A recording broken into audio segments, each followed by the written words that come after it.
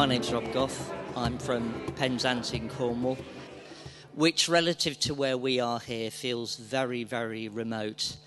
But I tell you what, one of the things I find so awesome about being here is the number of people here and the active engagement between the audience and, well, just everybody. I find it really, really inspiring.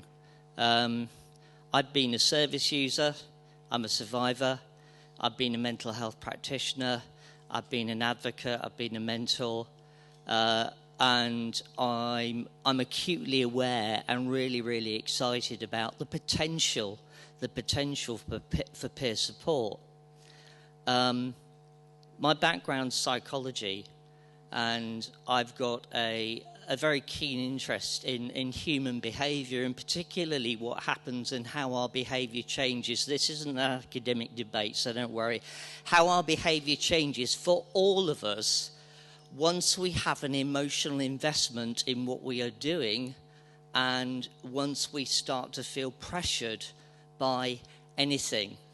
And that comes out of a really profound experience I had a few years ago as a peer support peer, not working within the formal network.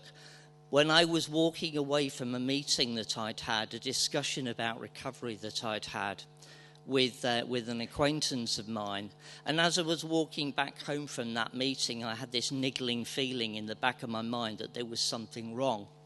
And as I looked at it more closely, and as I was walking home, looked at it more closely, I had to be honest with myself and realize that I was starting to do exactly the same thing with this peer who was on the same sort of recovery journey that I was, that my emotional investment in that process and my beliefs about what I thought needed to happen had started to leave me unwittingly to put pressure on the process.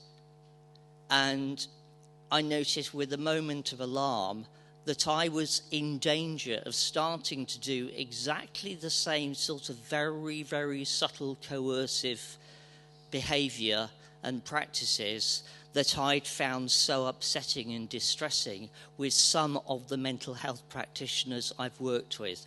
I've worked with some mainstream mental health practitioners who have been really supportive and understanding, and crucially understood how important the process is when we're working with other people, not just what we're doing, and how important that process is to feeding in to what we're doing. And as I walked home that night, I said to myself very quietly, Rob, you are drifting into making exactly the same mistake that I'd found it so distressing from the practitioners that I work with. And I share that with you because for me, one of the dangers that I have to watch out for as a peer supporter and a peer mentor is that the more emotional investment I have in what I'm doing, and the more pressures I perceive, the more I am also susceptible to starting to indulge in that kind of coercion.